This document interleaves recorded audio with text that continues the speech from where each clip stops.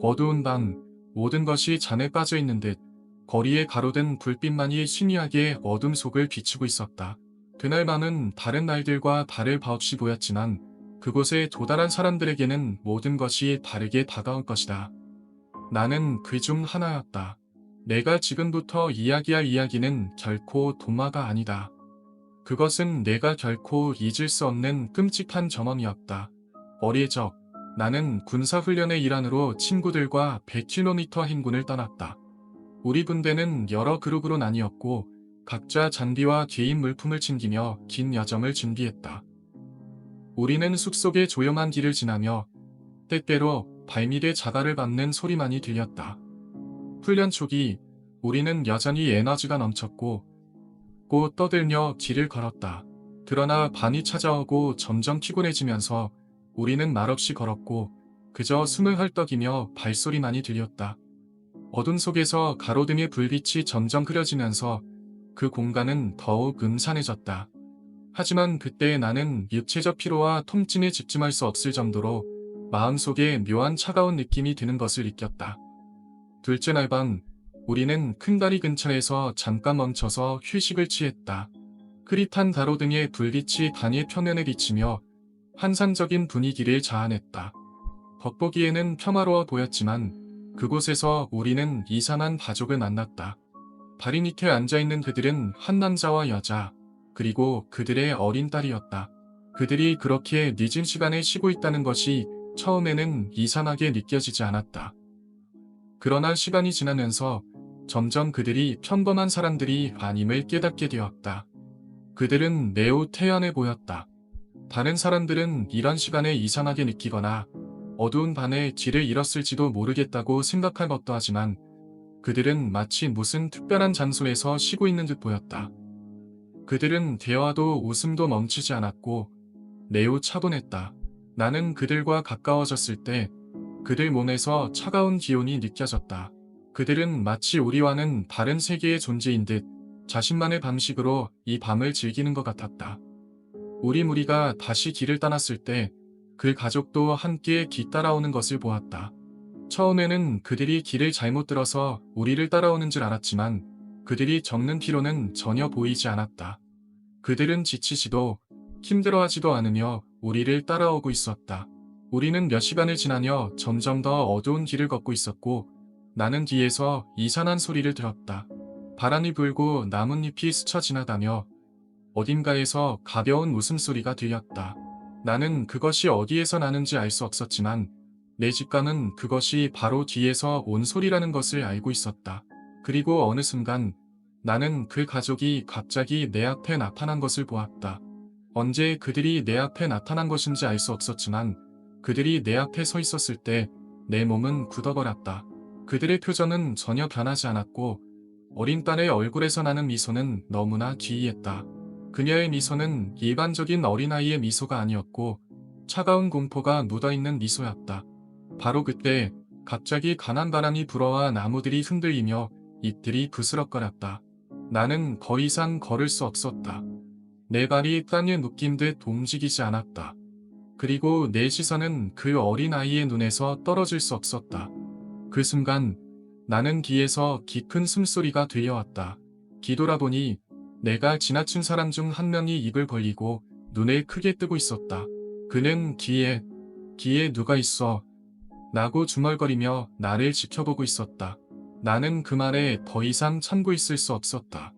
급하게 뒤를 돌아봤을 때 그 순간 나는 그 가족이 더 이상 사람이 아닌 존재로 변해 있었다는 것을 깨달았다. 그들은 신체가 흐릿하게 변하고 있었고 그들의 형체는 점점 더 사라지듯이 이 공간에 녹아들었다. 그들은 곧 사라졌고 나와 함께 있던 다른 사람들도 그들의 존재를 느꼈다. 우리는 더 이상 길을 돌아보지 않았다. 그곳을 지나쳐 걸으며 계속 앞으로 나아갔다. 하지만 그들이 우리를 따라오는 듯한 느낌은 계속 사라지지 않았다. 결국 우리는 한 곳에 멈춰서 잠시 쉬기로 했다. 그때 다른 군인이 내게 다가와서 너도 봤지? 라고 물었다. 나는 아무 말도 하지 않았지만 그가 무엇을 말하고 있는지 정확히 알았다.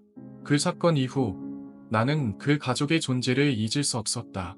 사람들이 그 가족이 단순한 가족일 뿐이라고 말했지만 나는 그들이 인간이 아니었음을 확신했다. 그들의 존재는 내 마음속 깊이 남아 있었고 나는 그들이 실제로 무엇이었는지 이해할 수 없었다. 이 일이 계속 나를 따라다니며 여러 사람들이 그 가족을 다시 봤다고 말하고 있었다. 그들이 나타날 때마다 이상한 사건들이 발생했다고 했다. 물어보니까 다들 똑같은 대답을 해요. 다들 생긴 건 달라도 검은 사람의 형체, 세련체를 봤다고 하더라는 거죠. 마치 집단 체면에 걸린 듯 했습니다. 아직도 생생하게 기억나는 그 당시의 모습은 귀신이란 생각은 하나도 안 들고 그냥 평범한 가족의 모습이었답니다. 도대체 저희가 그날 봤던 건 뭐였을까요? 엄마가 같이 일하는 사람이 해줬던 얘긴데 그냥 지나가듯이 진 얘기는 아니라서 엄마랑 같이 일하는 직원분이 있는데 좀 나이 드신 분이에요. 그분이 해주신 이야기인데 그분의 친척이거나 아니면 과거에 고향 사람인지 정확히 누구 이야기인지 기억이 안 나는데 그분께서 과거에 살던 동네에 어느 여자가 있었다고 합니다. 부부가 있었는데 이 여자가 애를 낳을 때마다 애가 계속 줄줄이 죽었대요. 요즘 같은 시기야 워낙 산후조리원이라 애들 보살피는 시스템이 잘 돼 있었지만 옛날엔 그런 거 없었잖아요. 그래서 그렇기 때문에 애들 자비가 같은 거나 아니면 백일잔치 이런 게 다 의미가 있었던 거죠. 애들이 잘 죽으니까. 근데 내리 5명이 죽었대요. 예를 1년에 걸쳐서 애를 낳았다고 하면 5명의 아이가 연달아 죽었대요. 애를 낳을 때마다 멀쩡하게 애를 잘 낳았는데 젖먹이고 자다 보니까 눈 떠보니 젖먹던 애기가 죽어있고 애 재워놓고 잠깐 화장실 갔다 왔다 그랬나? 밭에 나갔다 왔다 그랬나? 그랬더니 또 애기가 죽어있고 자꾸 이런 식으로 아기가 계속 죽었대요. 근데 이제 한 6째를 가질 때가 되었대요. 5명이 죽었다고 들었거든요. 근데 6째를 가질 때 너무 아기가 자꾸 죽으니까 무속인이 아니라 옛날 시골 같은 데 보면은 여러분들 그 영화 마더 보면 원빈 엄마가 점식 한의사 이런 건 아닌데 납침도 놔주고 하잖아요. 그런 사람들처럼 시골에는 좀 야매 같은 게 많았대요. 침도 놔주고 그리고 소위 신기 있는데 무당은 아닌데 막 관상 봐주고 손금 봐주고 좀 신기가 있는 그런 사람이 하나 있었나 봐 동네에. 그래서 그 사람이란 얘기를 하는데 그러다네요. 애를 낳을 때마다 애가 자꾸 빠진다. 그러니까 이번에 애를 낳을 때는 두어키 있는 가마솥 같은 솥단지 있지 않느냐? 애를 낳을 때 그 솥단지에 갔다가 받으라고 그랬다는 거예요. 그래가지고 이제 5년이나 애가 죽다 보니까 그 사람의 나를 믿고 정말로 그 다음번에 애를 낳을 때 엉덩이 밑에 그 가마솥 같은 거를 받쳐놓고 애를 낳았대요. 근데 정말로 신기하게도 솥단지에 받쳐서 낳은 아기만 죽지 않고 지금까지 잘 살아있다고 얘기를 하더라고요. 제가 미술학원 다닐 때 직접 들었던 이야기입니다. 지금은 아니지만 한참 제가 고3 시절 때 되게 빡세게 미술학원 다닐 때가 있었습니다. 그때 그 학원 원장이 저를 엄청 싫어했거든요. 근데 아무튼 저희 실기 직전에 마지막으로 얘들 뚫어놓고 자기가 경험했던 귀신 이야기를 얘기한 적이 있습니다. 그 원장 선생님은 원을 차이기 이전에 다른 지역에서 일을 했었는데 거기에서 일어났던 사건이라고 합니다. 실제로 뉴스에도 나온 적이 있었고요. 지역은 조금 빈간인가 한데 그 원장님께서 일했던 그 어느 미술학원 건물 옥상에서 자살 소동이 있었다고 합니다. 이 사건이 실제 뉴스에도 보도된 적이 있었는데 지역 미술학원 건물 옥상에서 자살한 여성이 죽은 지 3일 만에 발견이 되었다. 이런 보도가 몇 차례 나왔던 걸로 알고 있어요. 거기에서 일하던 여선생님이 애들 자수시켜놓고 옥상에 올라갔다가 그 시신을 우연찮게 발견했다고 하더라고요. 담배를 피려고 했었나 하여간 그 시신이 며칠 됐다고 했어요. 한 2, 3일 정도. 그러니까 죽고 나서 한참 뒤에 발견을 한 거죠. 아무튼 그 선생님이 옥상문을 열려고 하는데 문이 잠긴 건지 뭔지 옥상문이 살이 열리지 않았다고 합니다. 아무튼 여러분들이 대충 예상한 그대로 죽은 사람이 그 옥상 구석에 목을 매달고 극단적인 선택을 한 거예요. 그 후에 원장님께서도 같이 그 시신을 목격하고 나서 경찰서에 신고를 했고, 이후에 출동한 경찰들과 구급대원들에 의해서 시신이 수습이 됐다고 합니다. 아주 한참 전에 들은 이야기라 과정이 자세하게는 기억이 안 나는데, 당시 그 시신을 처음 발견했던 여선생님은 트라우마로 한동안 제정신이 아니었다고 하고, 원장 선생님도 그때 그 시신을 발견했던 그 현장의 기억을 절대 잊을 수가 없었다고 합니다. 한동안은 구역질도 엄청 많이 하고 먹을 것도 제대로 못 먹었다고 합니다. 이 이야기는 한 폐허가 된 학교에서 일어난 기이한 사건으로 시작됩니다.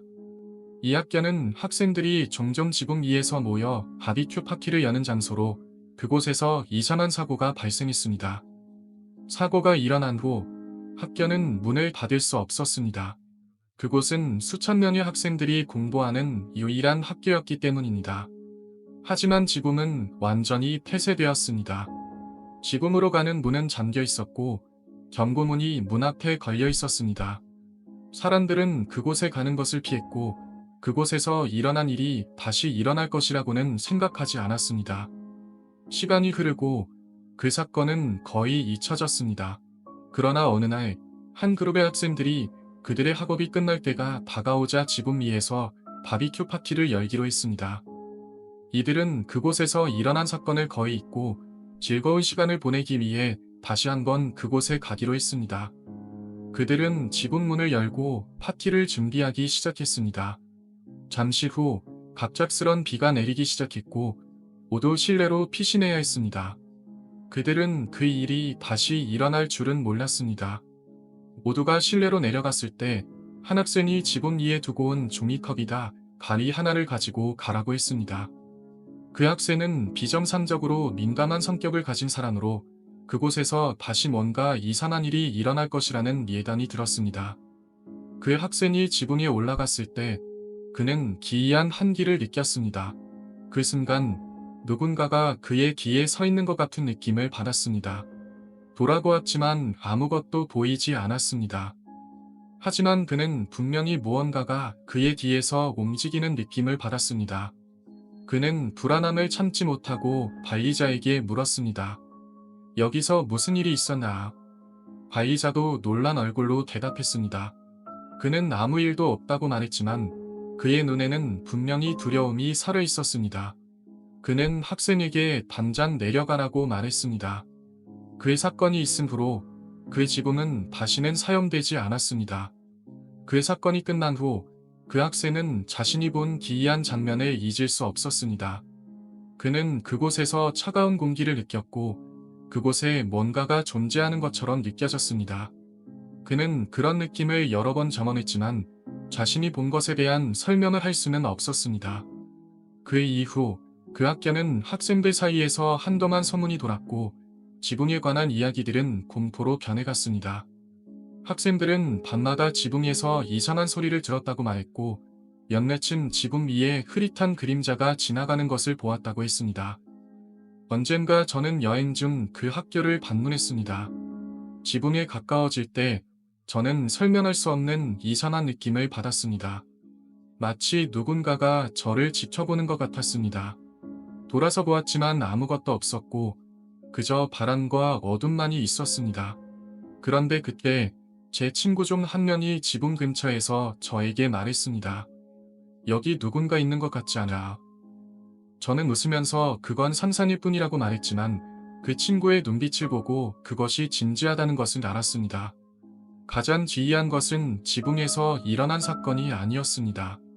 그곳에 가까워지면 누구나 느낄 수 없는 한기가 엄습했기 때문입니다. 그곳은 마치 공기 자체가 무겁고 어떤 음산한 존재가 지배하는 것 같았습니다. 우리는 그곳을 떠나 다른 곳으로 가기로 했고, 저는 그때 처음으로 느꼈습니다. 그곳에는 내가 가서는 안 되는 이유가 있었다는 것을. 그날 밤, 저는 호텔에서 잠을 잘 수 없었습니다. 그의 이상한 느낌은 저를 떠나지 않았고, 마치 누군가가 제 창문 밖에 서 있는 것 같았습니다. 저는 그 존재를 이해할 수 없었고, 그것은 저를 더욱 불안하게 만들었습니다. 여행 중 현지 가이드 한 명을 만났고, 그는 그 학교에 관한 이야기를 들려주었습니다. 그는 그 지역에서 많은 사람들이 전쟁 중에 희생되었다고 말했습니다. 이 지역에는 비밀 기지가 있었고 그곳에서 군인들이 싸우고 희생된 곳이라고 했습니다. 그러나 군인들의 영혼뿐만 아니라 이산한 존재들이 그곳에 남아 있었다고 했습니다. 그들은 죽었지만 여전히 그곳에서 떠날 수 없고 누군가가 그들을 풀어줄 때까지 그곳에서 머물고 있다고 했습니다. 그 남자는 굴의 입구에서 그 자세 그대로 붙어서 거꾸로 쥐어가더라고요. 그의 표정은 마치 아무 감정도 없는 듯 했어요. 눈빛도 없었고 입술도 굳게 닫혀 있었습니다. 어쩌면 그 얼굴은 살아내 것이 아니었을지도 모릅니다. 그가 굴의 어두운 내부로 사라지자 저는 그 순간이 아직도 눈앞에 선합니다. 마치 그 장면이 계속해서 제 머릿속에서 반복되고 있는 것처럼 그 남자는 여전히 제 눈앞에 떠오릅니다. 그때부터 이상한 일이 일어났던 것 같습니다. 그 남자가 거기에 있었던 이유를 저는 지금도 알지 못합니다. 다만 그가 굴 속에서 사라지기 전 저를 한번 돌아봤다는 느낌이 들어서 마음 한구석이 어쩐지 찝찝합니다. 어두운 굴 속에서 그의 모습은 점점 희미해졌고 저는 황급히 뒤를 돌려서 밖으로 도망쳤습니다. 공기가 갑자기 더 차갑고 무겁게 느껴졌습니다. 도망치듯 뛰어나오면서 저는 주변에 있던 여행 가이드에게 다급하게 이야기했습니다. 저기, 그 남자 안에 사람이랑 같이 있었어요. 그 남자, 뭔가 이상해요. 그리고 지금까지도 그 모습이. 그 말을 하는 동안 가이드의 표정이 조금씩 어두워졌습니다. 그리고 그가 말했습니다. 그 남자가 입고 있던 옷, 예전에 베투콩들이 입었던 거라니까요. 그 순간 제 머릿속은 혼란스러워졌습니다. 그 남자, 아니 그 정체 모를 존재가 베투콩들이었던 건지 아니면 그들이 남긴 악몽의 흔적일지도 모른다는 생각이 들었습니다. 그리고 가이드가 덧붙인 이야기들이 점점 더 끔찍하게 들려왔습니다. 그 굴에서는 숨막혀서 죽은 베투콩들이 엄청 많았다고 해요. 그들은 아직도 그곳에서 헤매고 있다고들 말하죠. 그 이야기를 들으면서 저는 머릿속이 멍해졌습니다. 아마 그 베투콩들이 나를 따라왔던 건가? 그들이 나를 빠져나가지 못하게 하려고 했다면 갑자기 그런 생각이 드는 거죠. 그때만 해도 저는 그저 공포에 질려 있었을 뿐 그 사건이 이렇게까지 저를 괴롭히게 될 줄은 몰랐습니다. 몇 주가 지나고 저는 예전에 찍었던 사진들을 뒤적거리다가 한 장의 사진을 발견했습니다. 그 사진을 보면서 잊고 있던 기억이 다시 떠오릅니다. 2006년 8월 22일, 바로 제 입대일이었습니다.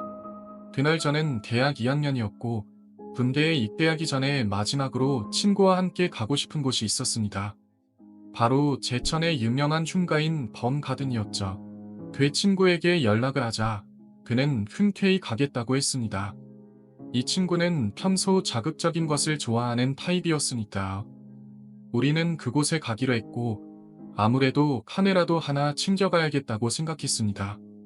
혹시라도 뭔가 찍힐지도 모르니까. 그렇게 우리는 제천에 도착했습니다.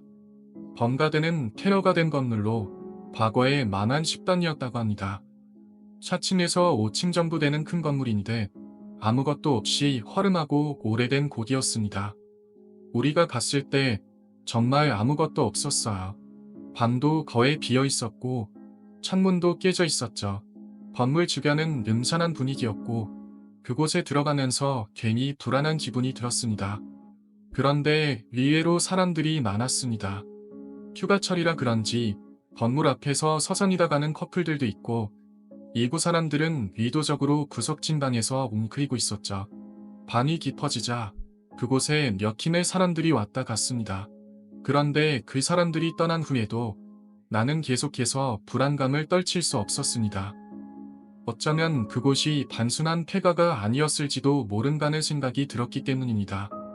그곳에는 뭔가 다른 것이 있다는 기분이 들었죠.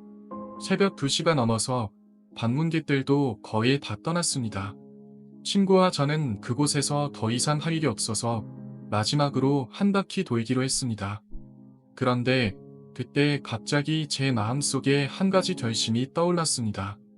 이곳을 마지막으로 돌아보고 나서 집에 가자. 그렇게 생각하면서 우리는 한 번 더 전체 건물을 돌며 사진을 찍기 시작했습니다. 그때만 해도 그 사진들이 그렇게 중요한지 몰랐죠. 저는 그저 이곳에서 무언가를 남기고 싶었던 것 같습니다. 결국 택시를 부르려고 했지만 그 시골에서 그 시간에 택시가 올 리 없었습니다. 그래서 우리는 제천 시내까지 걸어가기로 했습니다. 그 길은 매우 길고 어두웠습니다. 해가 막 떠오를 때쯤 우리는 터미널에 도착했고 국밥을 한 그릇 먹으며 일단 피로를 풀었습니다. 이후 집에 돌아와서 디지털 카메라를 컴퓨터에 연결해 사진을 살펴보던 중 한 장의 사진에서 이상한 것을 발견했습니다. 바로 닐본 가든의 옥상에서 찍은 사진인데 난간 바깥쪽에 이상한 형태가 찍혀 있었던 것입니다. 저는 그 사진을 처음 볼 때 무엇인가 잘못되었음을 직감했습니다. 그 당시엔 그 사진을 어디에 물어볼 곳도 없었고 결국 인터넷에 올려놓았더니 많은 사람들이 분석을 해주었습니다. 이건 뭔가 이상하다. 저건 사람의 형상이 아니라 다른 무언가일지도 모른다 라고 했죠. 그 당시 그 사진을 분석해준 사람들도 여전히 그 사진이 무엇인지 정확히 알지 못했다고 합니다. 그의 이상한 형상은 분명히 사람의 형상처럼 보였지만 다르게 느껴졌습니다. 시간이 지나면서 그 사진의 원본은 사라졌고 이제는 그때 만든 사진만 남아있지만 그 사진에 대해 여전히 미스터리가 풀리지 않았습니다. 저는 원래 귀신을 믿지 않았지만 그 사진만큼은 여전히 저에게 커다란 의문을 남기고 있습니다. 어떻게 그런 것이 찍힌 것인지, 그 존재는 무엇인지, 그때의 사진은 무엇을 암시하고 있었는지 여전히 풀리지 않은 질문들만 남아 있습니다. 그리고 또 하나, 제 엄마가 해줬던 이야기가 있습니다. 엄마는 지금도 일을 하시는데 사무직이 아닌 아주머니들이 일하는 공장에서 일을 하세요. 일찍 일어나서 걸어가시거나 버스를 타고 가시는데 어느 날은 걸어서 집으로 돌아오는 중 이상한 일이 생겼다고 하시더군요. 엄마는 그날도 땀을 흘리며 집으로 돌아오고 있었고 길을 걷고 있었죠. 그때 엄마는 그 길에서 이상한 기분을 느꼈다고 했습니다. 마치 누군가 뒤따라오는 것 같은 느낌이 들었고 그때부터 엄마는 점점 더 급하게 걸어갔다고 하셨어요. 그 순간 어떤 사람이 뒤에서 다가오는 소리가 들리더니 엄마는 고개를 돌려보았으나 아무도 없었답니다. 내가 그 방 안으로 들어가려던 찰나 갑자기 한기가 내 몸을 감쌌다. 그것은 단순히 차가운 공기가 아니라 어떤 존재가 내 주위를 감싸고 있다는 느낌을 주었다. 마치 내가 무언가에 의해 지켜보고 있다는 것을 알게 될 순간이었다. 나는 한 걸음씩 뒤로 물러섰지만 발이 무겁고 떨려서 제대로 움직일 수 없었다. 갑자기 문 안쪽에서 소리가 들려왔다. 처음에는 아주 희미하게 마치 먼 곳에서 누군가 나를 부르는 듯한 소리였다. 그 소리는 점점 더 가까워지면서 명확해졌다. 도와줘. 라는 낮고 떨리는 목소리였다. 내 귀에 들리는 그 목소리는 공포와 슬픔이 섞여 있었다. 나는 두려움에 떨며 손에 땀이 나기 시작했다. 그러나 그 목소리는 끊임없이 내게 다가오고 있었다. 도와줘. 그 목소리가 더 이상 희미하지 않게 내 귀에 울리기 시작했다. 내가 그 방 안으로 들어가면 그 목소리는 더욱 가까워질 것 같았다. 그러나 나는 그 방에 들어가고 싶지 않았다. 이 집에 들어온 순간부터 나를 괴롭히던 그 느낌, 내가 너무 오래 머물러서는 안 된다는 경고 같은 것이 내 마음속 깊은 곳에서 울리고 있었다. 하지만 나는 참을 수 없었다. 내 몸은 그 목소리에 끌려가듯 문을 열려고 했다. 그런데 그 순간 갑자기 문이 열리면서 한 줄기 차가운 바람이 내 얼굴을 강하게 때렸다. 나는 움찔하며 물러섰다. 그 바람은 마치 누군가 내 얼굴을 쳐다보며 숨을 내쉬는 듯한 느낌을 주었다. 그리고 그 바람 속에서 무엇인가 선뜩한 소리가 들려왔다. 그 소리는 점점 더 가까워졌다. 그것은 단순한 바람이 아니었다. 그것은 어떤 형체를 가진 존재가 다가오는 소리였다. 그리고 그 존재는 내 바로 뒤에서 내 이름을 부르는 듯했다. 너는 누구냐? 나는 몸이 굳어버린 채로 고개를 돌릴 수 없었다. 내 몸은 완전히 얼어붙은 것 같았다. 그 소리는 점점 더 또렷하게 들려왔다. 너를 찾고 있어. 그것은 분명히 내 목소리와 같았지만 나의 것이라기보다는 무언가 다른 존재의 목소리였다. 나는 그 순간 내가 이곳에서 빠져나가야 한다는 것을 느꼈다. 그러나 내 발은 계속 움직이지 않았다. 마치 내 몸이 누군가에게 붙잡힌 것처럼 나는 그 자리에 묶인 듯했다. 눈이 열리면서 그 안에서 미세한 빛이 새어나왔다. 그 빛은 너무 강렬하지 않았지만 그 안에는 무엇인가 다른 존재가 있다는 것을 알게 했다. 그 빛이 점점 더 커지면서 내 눈을 자극하기 시작했다. 나는 그것을 멀리하려 했지만 내 몸은 여전히 그곳에 고정되어 있었다. 그리고 그 빛 속에서 나는 한 명의 여자의 얼굴을 보게 되었다. 그녀의 얼굴은 신기하고 흐릿했지만 그의 눈빛은 나를 완전히 압도했다. 그녀의 눈빛은 내 몸을 꿰뚫는 듯했고 그녀는 내게 다가왔다. 그 여자의 모습은 점점 더 선명해지면서 그녀의 얼굴이 가까워졌다. 나는 그녀가 내 바로 앞에 서는 것을 느꼈다. 그녀의 입술이 천천히 열리며 말을 했다. 너는 여기에서 나가면 안 된다. 그 순간 내가 깨달은 것은 내가 그 집에 온 이유가 단순히 휴식을 취하기 위해서가 아니라 그 여자의 이유를 알아내기 위해서라는 것이었다. 나는 그 여자의 눈을 똑바로 바라보며 물었다. 왜 나를 여기로 이끌었어? 그녀는 아무 말 없이 고개를 끄덕이며 그저 나를 쳐다보았다. 그녀의 눈 속에 담겨있는 슬픔과 고통이 나를 압도했다. 그리고 그녀는 손을 내밀어 나를 끌어당기기 시작했다.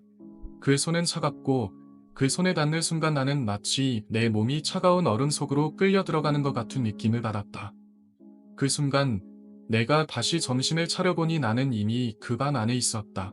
벽에는 낡은 사진들이 붙어 있었고 그 사진 속에서 나를 바라보는 수많은 눈들이 나를 찌려보고 있었다.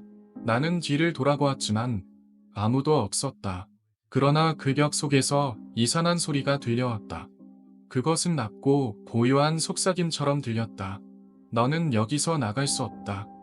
나는 정신이 혼란스러웠지만 몸은 더 이상 움직이지 않았다. 마치 이 집의 일부가 되어버린 것 같았다. 그 순간 내가 이 집에 갇힌 이유를 알게 되었다. 나는 이 집의 저주를 풀어야만 했다. 하지만 그것은 나 혼자 할 수 있는 일이 아니었다. 갑자기 그 여자의 목소리가 다시 들려왔다. 너의 힘만으로는 부족하다.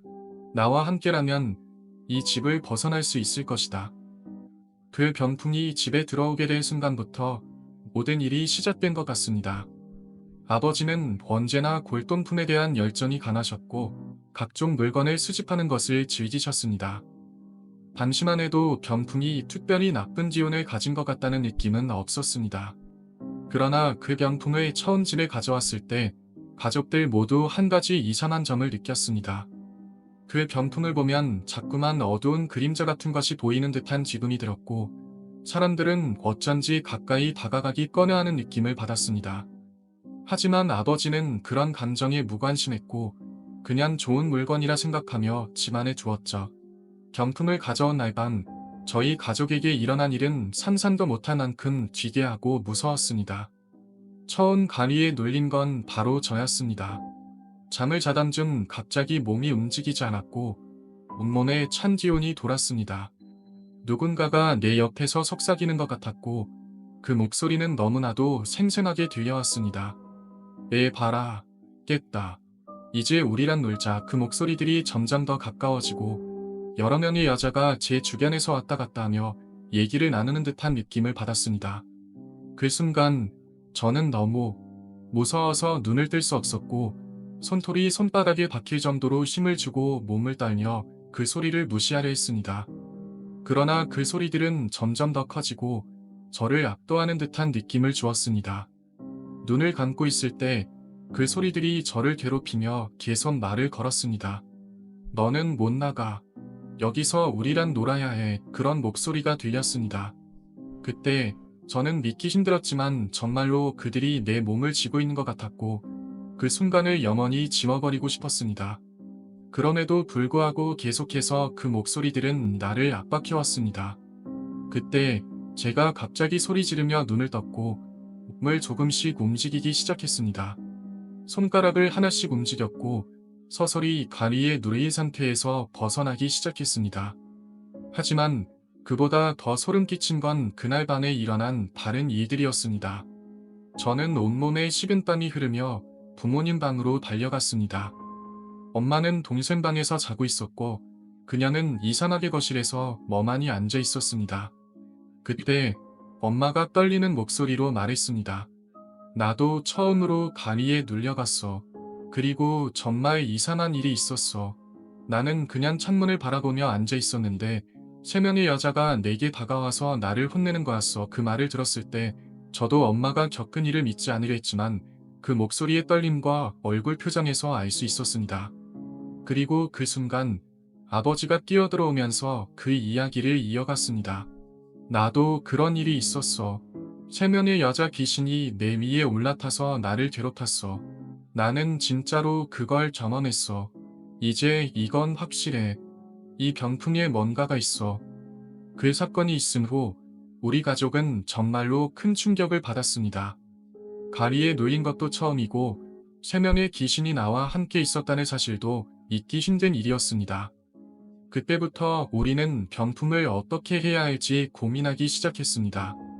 아버지는 결국 병품을 다시 경매장으로 돌려보내야 한다고 결심했어요. 그 후 병품을 되돌려 보내고 나서는 다시는 귀신이나 가미에 눌리는 일이 없었습니다. 집안에 귀신의 기운이 사라진 것 같았고 그의 기이한 경험이 끝난 후에는 아무 일도 일어나지 않았습니다. 그 후 몇 년이 지나면서 아버지는 계속해서 골동품을 수집하시곤 했습니다. 그러나 그 병풍에 대한 기억은 여전히 아버지와 우리 가족에게 큰 영향을 미쳤습니다. 아버지는 그때 그 병품을 어떻게 처리할까 고민하며 만약 그 병품을 외딴 창고에 넣어뒀다면 어떻게 됐을까 하는 생각을 많이 하셨습니다. 정말로 그 병품은 사람들에게 귀신을 체험시키고 그들의 심리와 영혼을 흔들어 놓을 수 있었을 것 같습니다. 그리고 이 이야기는 오늘까지도 우리 가족에게 큰 조언이 되었습니다. 귀신이나 미스터리한 현상에 대해서 의심을 가질 수도 있지만 그날 이후로 우리는 미신과 영혼의 존재를 무시할 수 없다는 걸 깨달았습니다. 그 경험을 통해 우리는 세상에 존재하는 모든 것들에 대해 더 큰 존경을 가지게 되었고 그 뒤로 귀신이나 신기한 존재들에 대해 생각하게 되었습니다. 그 사건은 7월 계약에서 1학년을 마친 후 집으로 돌아갔을 때 일어났습니다. 집은 학교에서 1시간 정도 떨어져 있었고 저는 학교 근처에서 원룸을 얻어 자취를 하며 생활했죠. 여름 방학이 되어 집에 내려갔을 때 저는 한 주 정도 가족과 함께 지내기로 했습니다. 학교 생활이 너무 바쁘다 보니 집에 자주 내려가지 못했는데 그날만은 가족과 함께 편안한 시간을 보낼 수 있겠다고 생각했습니다. 저녁을 먹고 나서 오랜만에 집에서 컴퓨터 게임을 하며 시간을 보냈습니다. 그날은 특별히 피곤하지 않았고 가족들은 이미 각자의 방으로 가서 잠을 자고 있었죠. 저는 늦은 시간까지 게임을 하다가 12시가 넘었을 때 이제 잠을 자야겠다고 생각하고 컴퓨터를 끄고 침대에 누웠습니다. 벽을 바라보며 몸을 뉘이고 곧 잠에 들었습니다. 하지만 그때 이상한 일이 일어나기 시작했습니다. 몇 시간 후 저는 갑자기 눈을 떴습니다. 시간이 대략 새벽 2시에서 3시 사이였을 겁니다. 그때 저는 너무 놀랐고 몸이 전혀 움직이지 않았습니다. 눈은 뜬 상태였고 정신도 맑았지만 몸은 완전히 마비된 것처럼 느껴졌습니다. 처음엔 이게 무슨 일이 일어나는 건지 이해할 수 없었습니다. 혹시 잠꼬대나 꿈인가 싶기도 했지만 전혀 그런 기분이 아니었습니다. 정신은 분명히 깨어 있었지만 몸은 침대에 달라붙어 있는 듯한 느낌이 들었습니다. 마치 자석에 붙은 것처럼 몸이 전혀 움직이지 않았습니다. 저는 잠시 이것이 다리에 눌린 상태인지 생각했지만 다리 눌림이 이런 느낌일 줄은 몰랐습니다. 처음에는 그저 기분이 이상하고 불편한 정도였는데 점차 몸 전체가 무겁고 마치 누군가 저를 지켜보는 듯한 느낌이 들어 소름이 돋았습니다. 저는 그때 누군가 제 방에 들어와서 저를 지켜보는 것 같다는 생각이 들었습니다. 눈을 감고 싶지 않았지만 점점 더 강해지는 그 느낌에 눈을 꼭 감았습니다.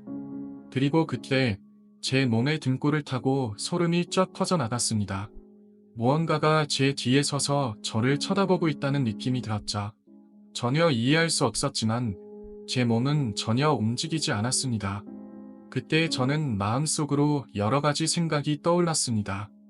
혹시 이건 도둑일까? 아니면 귀신? 저는 점점 더 공포에 휩싸였고 무슨 일이 일어나고 있는지 알 수 없었습니다. 하지만 그때 저의 직감은 강하게 말하고 있었습니다. 이건 사람이 아니다. 제가 믿고 싶지 않았던 그 사실을 알게 되었죠. 그리고 몇 분이 지났을까? 갑자기 제 귀에 작은 발소리가 들렸습니다. 매우 가벼운 발소리, 마치 무언가가 제 주변에 서서히 돌아다니고 있는 것 같은 소리였습니다. 그 소리는 점점 가까워졌고, 그때 저의 심장은 멈추는 듯한 기분이 들었습니다. 제 기침에 무엇인가 서서 저를 응시하는 듯한 느낌, 그 소름 끼치는 느낌은 더욱 강해졌습니다. 저는 아무리 생각해봐도 그게 누구일까 상상할 수 없었습니다. 혹시 엄마일까? 그런 생각도 했지만 금세 그것이 말이 안 된다는 걸 깨달았습니다. 엄마가 저를 이렇게 계속해서 지켜볼 이유가 없었거든요. 그렇다면 누군가 다른 사람이었을까요? 아마도 도둑일까요? 아니면 제 상상 속의 존재일까요? 하지만 그때 제 몸은 여전히 가위에 눌린 상태였고 저는 아무것도 할 수 없었습니다. 그 존재는 점점 더 가까워지고 저는 그 존재를 느끼기만 했습니다. 그때 저는 정신을 집중하고 그 존재가 제 곁에 있다는 사실을 받아들이기로 결심했습니다. 그렇게 몇 분이 지난 뒤 저는 조금씩 몸을 움직일 수 있게 되었습니다. 손가락이 약간 움직였고 그때서야 제 몸이 다시 정상으로 돌아오고 있다는 느낌이 들었습니다. 그리고 저는 급하게 일어나 침대에서 빠져나와 큰 방으로 달려갔습니다. 엄마! 라고 외치면서 저는 얼른 문을 열고 큰 방으로 뛰어갔죠. 그러나 큰 방에서 기다리고 있는 사람은 예상과 달랐습니다. 저희 엄마는 없었고 방에 있던 사람은 아주 낯선 여인이었습니다. 그 여인은 저를 똑바로 쳐다보며 서 있었습니다. 눈이 크게 뜨인 그녀의 얼굴은 마치 저는 그녀를 너무 오랫동안 기다려왔다는 듯한 표정이었습니다. 그러나 그녀의 얼굴에는 반전이 없었습니다. 차갑고 무표정한 얼굴, 그리고 그 여인은 마치 저를 물리적으로 느끼지 못하는 듯한 모습으로 서 있었습니다. 그 순간 제 몸은 얼어붙은 듯 했습니다. 아무 말도 할 수 없었고 오직 그 여성의 눈빛만을 볼 수 있었습니다. 저는 그 여인이 누구인지 전혀 알 수 없었습니다. 그 여인의 존재는 너무나도 기이했고 저는 순간적으로 정신을 잃을 뻔했습니다. 갑자기 제 엄마의 목소리가 들렸습니다. 호비야, 예 그래. 엄마가 달려오고 있는 소리도 들렸습니다. 그 소리와 함께 방이 열리고 저는 그 자리에 쓰러져 있었습니다. 엄마는 저를 부축하며 저를 침대에 눕혔고 저는 더 이상 그 여인의 존재를 볼 수 없었습니다. 다음날 저는 엄마와 아빠에게 그날 밤의 일을 말했습니다. 엄마, 아빠, 방금 전에 집에 들어온 사람은 누구였어요? 엄마는 놀란 표정으로 저를 바라보며 말했다. 우리 집에 그런 사람은 없었어. 그러자 아빠는 고개를 갸웃하며 말했다. 그게 무슨 말이냐? 아까 방에 들어왔던 사람은 분명히 우리 집 사람이 아니었어. 그 순간 제가 본 그 여성의 정체는 여전히 미스터리로 남았습니다. 그의 이후로 7년이 지났습니다. 저는 대학을 졸업하고 군대도 다녀왔습니다. 그러나 그때의 기억은 여전히 제 마음속에서 떠나지 않았습니다. 그 여성은 누구였을까? 저는 여전히 그날의 일을 믿기 힘들지만 그날 밤에 느꼈던 기이한 느낌과 그 존재는 제 마음에서 완전히 사라지지 않았습니다. 이제는 그 사건이 꿈일 수도 있겠다고 생각하며 지내고 있지만 여전히 그 집에서 무언가 이상한 기운을 느끼는 날이 가끔 있습니다. 그 집에는 정말로 무언가가 존재하는 걸까요? 아니면 저의 상상력일 뿐일까요? 7년이 지나고 나서도 그 집, 그 방에서 나는 여전히 매일같이 잠을 자고 있습니다. 그 밤의 기억은 여전히 생생하게 남아있고 그 여인이 나에게 준 소름 끼치는 경험은 아직도 잊을 수 없습니다. 그 여인이 과연 나를 괴롭힌 귀신이었을까? 아니면 그 소름 끼치는 존재를 쫓아낸 천사였을까? 그 질문은 여전히 마음속에서 풀리지 않은 채 남아 있습니다. 하지만 그날 밤 이후로 나는 그 방에서 잠을 잘 때마다 그 여인의 얼굴을 떠올리며 매번 눈을 감고 잠들기 전에 자신을 다독이고 했습니다. 그 여인이 나를 두려움으로 몰아넣고 그 존재가 나를 쫓아냈는지 아니면 그 존재가 나를 위협하기 위해 계속 다가오는 것인지 알 수 없었습니다.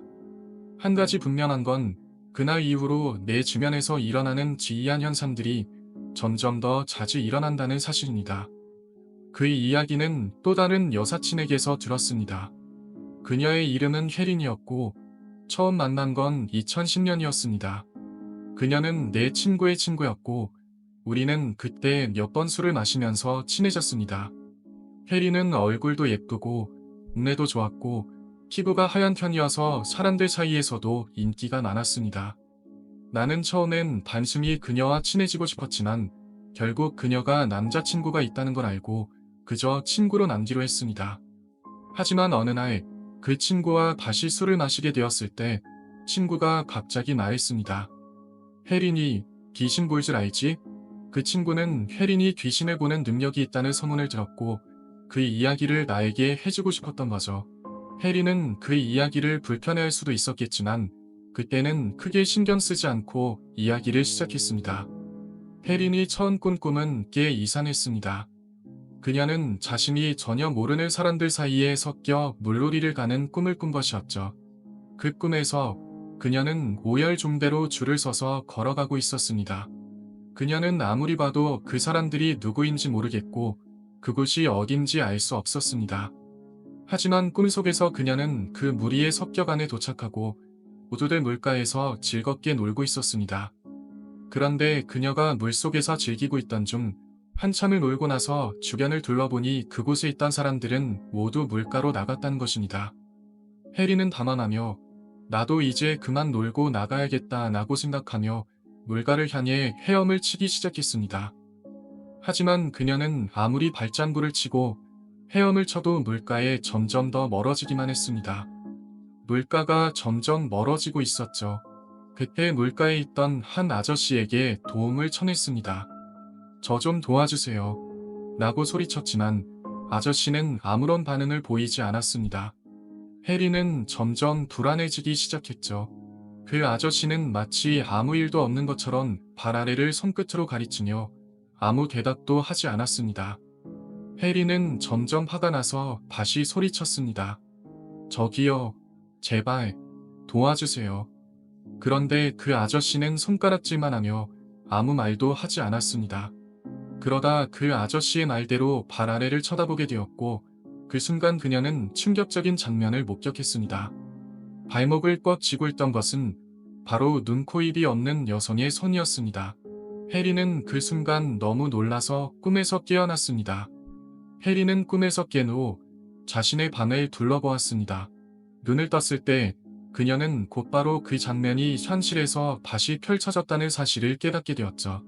방 안에 있던 것은 바로 꿈속에서 발목을 잡고 있던 그 여인이었습니다. 눈, 코, 입이 없는 그 여인은 그대로 서서 혜린을 내려다보고 있었습니다. 그 여인의 얼굴은 감정이 없었고 혜린은 그녀의 눈빛을 느낄 수밖에 없었습니다. 그 여인은 혜린을 무표정하게 바라보며 그 자리에서 3분 정도 아무 말 없이 서 있었습니다.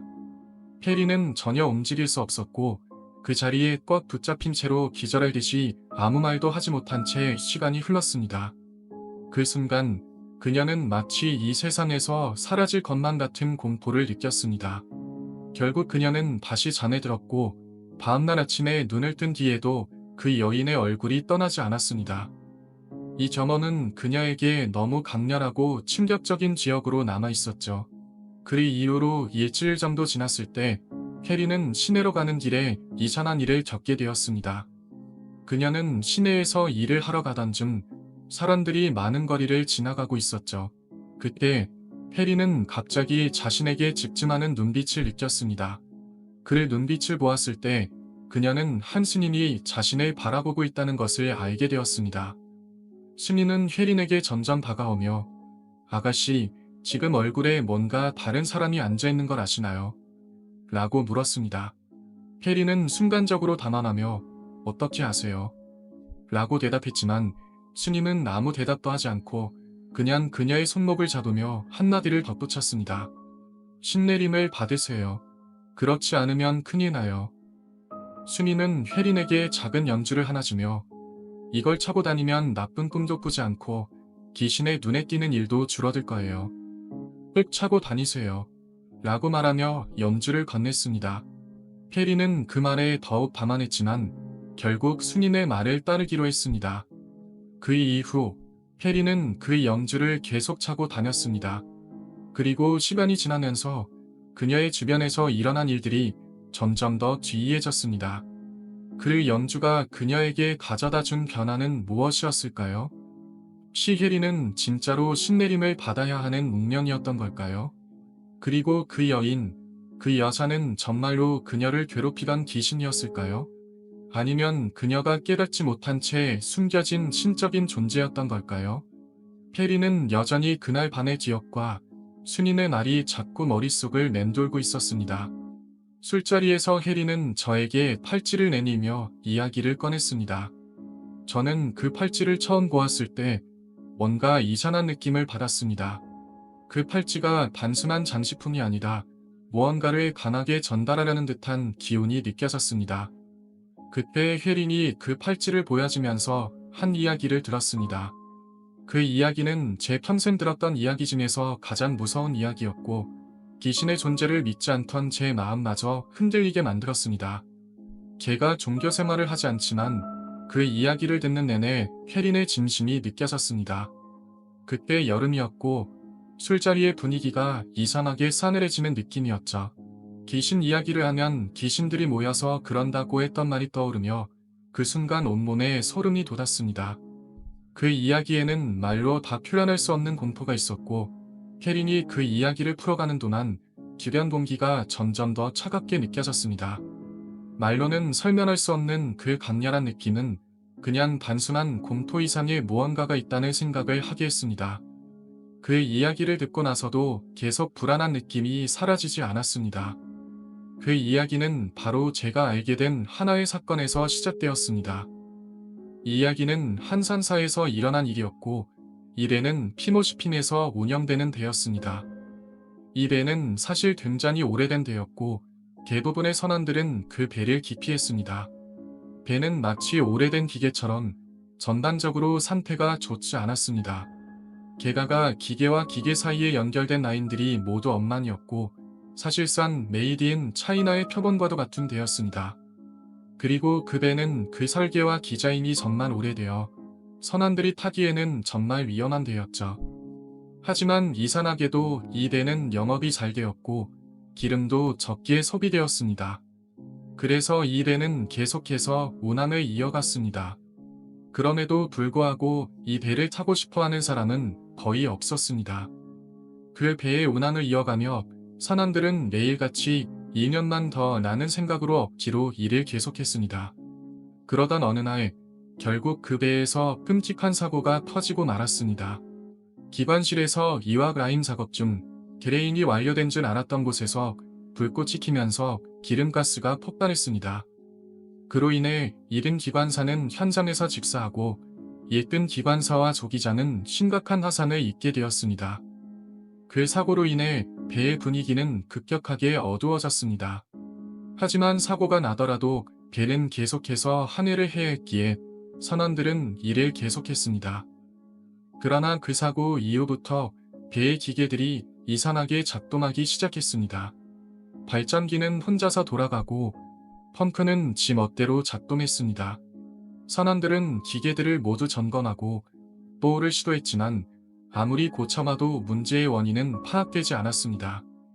몇 일 후 기관실 담직을 서고 있던 한 선원은 기계들의 이상이 계속되자 점점 불안감을 느끼기 시작했습니다. 그가 다시 한번 기관실로 돌아가려던 그 순간 갑자기 기계가 돌아가란 소리가 멈추고 그와 동시에 기관실 한 구석에서 이상한 사람의 모습이 스쳐 지나갔습니다. 누구지? 라고 생각했지만 그 사람이 입고 있던 작업복 색깔이 이상했습니다.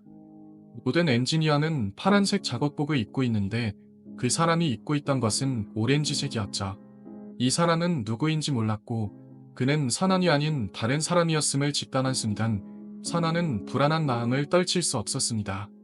그는 잠시 그 사람을 따라가 보았고 그 사람의 상체는 분명히 보였지만 다리는 보이지 않았습니다. 그 사람은 상체만 보였고 그가 걸어가면서 팔을 한쪽으로 걷어놓고 있었죠. 이 팔을 걷어놓은 모습은 죽은 기관사가 살아있을 때의 버릇과 같았습니다. 바로 그 죽은 기관사가 작업 중에 자주 하던 행동이었죠. 선아는 그 순간 점점 더 공포를 느끼기 시작했습니다. 그 사람이 왜 그런 이상한 행동을 하고 있었는지, 그리고 그 사람은 도대체 누구였는지 알 수 없었기 때문입니다. 그리고 그 순간 기계에서 키워지지 않은 발전기의 소리가 들리기 시작했죠. 그 순간 선아는 정말로 무서운 느낌을 받았고 더 이상 그 자리에 있을 수 없었습니다. 그는 미친 듯이 기관실에서 뛰쳐나가 컨트롤룸으로 달려갔고 그 이후로 이상한 기계 고장은 점점 더 자주 발생하게 되었습니다.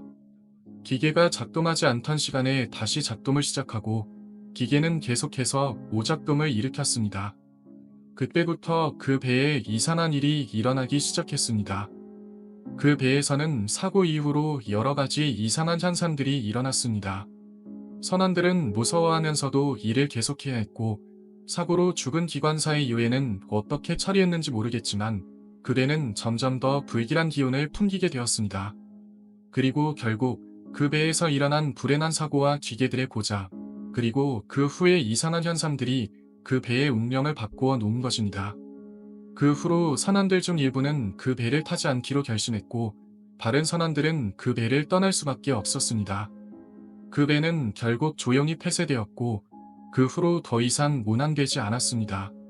하지만 그 배에 얽힌 이야기들은 여전히 선원들 사이에서 회자되고 있습니다. 그 이야기는 점점 더 소름 끼치게 전개되었습니다. 그 선원들은 그 후에도 계속해서 이상한 현상을 전원했고 그 현상들은 점점 더 반복적으로 일어났습니다. 필리피노 기관수는 처음에는 농담으로 생각했지만 결국 그가 다시 컨트롤룸으로 돌아와서 주기도문을 외웠다고 했을 때 그날의 공포는 더욱 진폭되었습니다.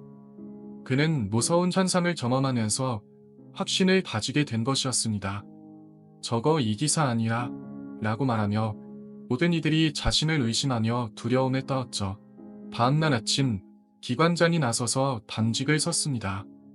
이 기관장은 바다에서 15년을 넘게 살아온 바다의 사나이였지만 여전히 그 사건을 제대로 해결할 수 없었습니다.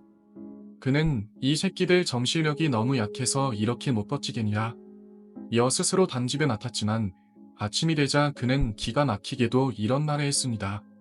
그 이 기사 아직도 배 안에 있어. 이는 선원들 모두를 또다시 경악하게 만든 발언이었습니다. 이 말은 전혀 상상도 할 수 없었던 일입니다. 배는 지금 대서양의 한가운데에 떠 있었고 그 바다에서 살아남는다는 것은 불가능에 가까운 일이었기 때문입니다. 그렇다면 배 안에서 죽은 이 기사의 영혼이 아직도 떠도는 것일까? 혹은 그 영혼이 배의 기계들에 영향을 미치고 있었을까? 더 이상 선원들은 무시할 수 없는 상태에 이르렀고 그들은 불안과 두려움 속에서 살아가야 했습니다. 그런데 이런 상황은 계속해서 반복되었습니다. 선원들 중에는 배를 타지 않겠다고 결심한 이들도 있었고 그들의 자리를 채운 사람들도 점점 두려워하는 분위기가 있었습니다. 그러던 중 선원 한 명이 윈브리지에서 담배를 피우러 나갔다가 또 다른 불길한 장면을 목격하게 되었습니다. 그는 달빛에 비친 어떤 모습을 보게 되었고 그것은 사람이었지만 몸의 일부가 보이지 않았습니다. 그 모습은 마치 죽은 이 기사가 살아있는 듯한 느낌을 주었고 그 선원은 겁에 질려 도망칠 수밖에 없었습니다. 이후 선장도 결국 결단을 내리고 배 위에서 제사를 지내기로 했습니다. 선장님은 우리 이 기사가 정말 열심히 일했네. 하지만 너무 과로하다 보니 사고가 났지. 라는 말을 하며 소주와 과자 등을 준비해 제사를 지냈습니다. 다소 오수건스럽고 위례적인 제사였지만 그 이후 배 안에서 일어나는 이상한 현상들은 사라졌습니다. 사람들은 이제 이 기사가 편히 실어간 것 같다며 안도의 한숨을 내쉬었죠. 그러나 그 후로도 선원들은 여전히 불안한 마음을 가지고 배를 운항해야 했습니다. 선장도 결국 이렇게 말했습니다. 내가 집에 연락해서 계룡산 처녀 보살에게 연락했어. 그 보살이 말하길 이 기사는 세뇌 집착이 강한 영혼이라 그 주변에 음기가 가득할 것이라고 했지. 그래서 나는 그런 음기를 피하려고 사람들을 무서워하게 만들어야 했던 거야. 선장님의 말은 결코 농담이 아니었습니다. 그는 진지하게 이런 이야기를 꺼냈고 그것은 선원들에게 더 큰 충격을 주었습니다.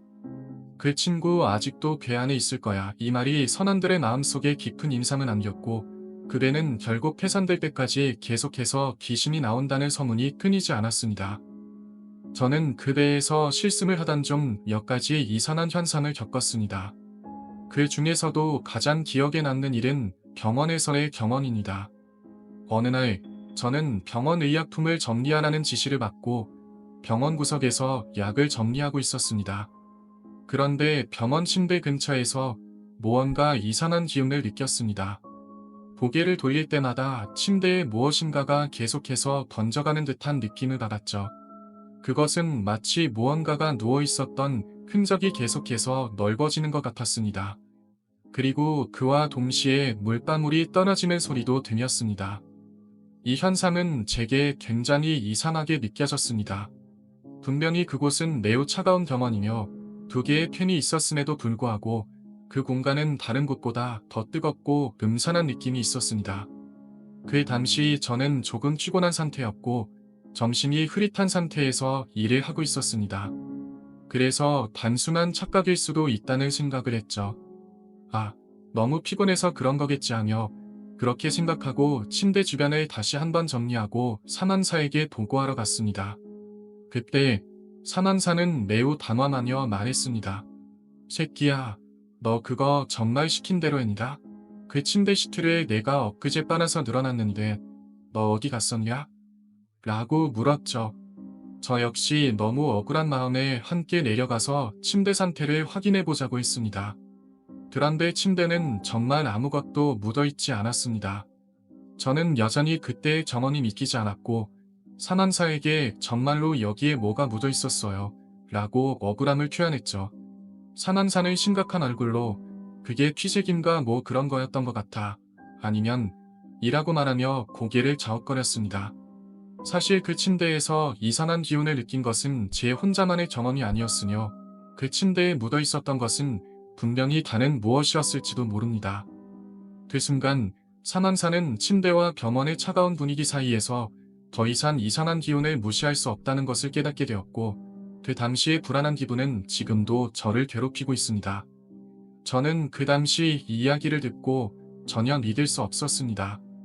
내가 그 침대에서 무언가 이상한 기운을 느꼈고 그것을 산원사에게 보고했을 때 그가 위하여하며 말한 그 침대가 실제로는 사고로 직사한 이 기사를 실어두었던 침대라는 사실을 나중에 알게 되었습니다. 그때의 공포는 아직도 생생히 기억에 남습니다. 그 침대에서 나는 기운과 물방울 같은 소리, 그리고 그것을 다시 확인하고 나서 내가 정말로 본 것이 맞았다는 것을 깨달았을 때 기가 막혔습니다. 그 이 기사는 바로 그 사고로 직사한 기관사였죠. 기관실에서 작업 중 이와 라인의 정비 작업을 하다가 기름가스 폭발로 사망한 사람입니다. 그 사고가 일어난 후 그 이 기사의 시신은 배의 냉동실에 보관되고 결국 남아공으로 가던 중 다시 출현하면서 그 시신을 내려주고 떠났지만 배 안에는 그 이 기사의 영혼이 아직도 떠돌고 있었습니다. 이 기사는 죽음을 맞이하면서도 배와 함께 운명적으로 얽힌 것처럼 그 이후로 배의 기계들을 괴롭히는 등 이상한 현상을 일으키고 있었습니다. 기관실에서 기계들이 자꾸 고장나고 기름을 다 써버리는 현상도 이 기사의 영혼이 배를 떠나지 못해서 일어나는 일들이었습니다. 이야기를 나누며 그 배에서 일어난 불길한 일들은 점점 더 확실하게 묶여있음을 느꼈습니다. 그 기사가 죽은 이후에도 계속해서 배에서 일어나는 일이었으니까. 특히 그 침대가 중요한 의미를 갖고 있다는 것을 깨달았을 때 저는 그 배에 남아있는 존재들이나 영혼들이 그곳에 얽혀있다는 느낌을 지울 수 없었습니다. 그 기사가 죽은 장소와 그가 마지막으로 몸을 맡았던 침대가 바로 그 모든 불길한 현상들이 일어난 중신이었음을 생각하게 되었죠. 하지만 그 침대는 그저 죽은 사람을 잠시 내려놓은 장소일 뿐이라고 생각할 수도 있었습니다. 하지만 다시 생각해보면 그 이기사는 마지막 순간까지 배와 함께 있었던 존재로 그의 영혼이 배를 떠나지 못한 채 남아 있었다는 느낌이 강하게 들었습니다. 그리고 저는 그 배에서 실습을 하면서 여러 가지 이상한 일들을 겪었지만 그 침대에서의 사건은 단연코 가장 충격적이었습니다. 그 침대 주변에서 계속해서 느껴졌던 찬바람, 그리고 무언가를 정리하면서 느껴졌던 시선들, 그 모든 것들이 그 배에서만 겪을 수 있는 기이한 경험들이었습니다. 또 그 침대와 관련된 사건이 있었던 사실을 알게 된 후, 그동안 겪었던 모든 이상한 현상들이 그 이기사와 관련이 있었다는 것을 깨닫고 나서야 모든 퍼즐이 맞춰진 것 같았습니다. 물론, 그때 당시에는 사실 믿기 어려운 이야기들이 많았습니다. 그저 피곤해서 이상한 것들을 본 거겠지 하고 넘기려 했지만 시간이 지나고 나서 다시 그 상황을 돌아보면 정말로 그 배에서 있었던 일들은 그냥 우연이라고 할 수 없었습니다. 사고로 죽은 이 기사의 영혼이 그 배에서 계속해서 떠도는 것 같았습니다. 그렇게 제 마음속에 남아있는 불안감과 의문들은 시간이 지나면서 점점 더 커져만 갔습니다. 그 이 기사의 영혼은 단지 그 배에서 떠나지 못한 것일까요? 아니면 그는 아직도 그곳에 얽혀서 무언가를 해결해야 한다고 느꼈기 때문에 그 자리에 남아 있었던 것일까요? 배를 떠나지 못한 영혼이 그렇게 기계들과 기계의 고장들을 일으킨다면 그것은 단순히 우연의 일치일까요? 아니면 정말로 그 이기사의 원한이 거기서 계속해서 끊이지 않기 때문일까요? 결국 그 배는 폐선되었고 그 배에 관한 소문은 오랜 시간 동안 사람들 사이에서 떠돌았습니다.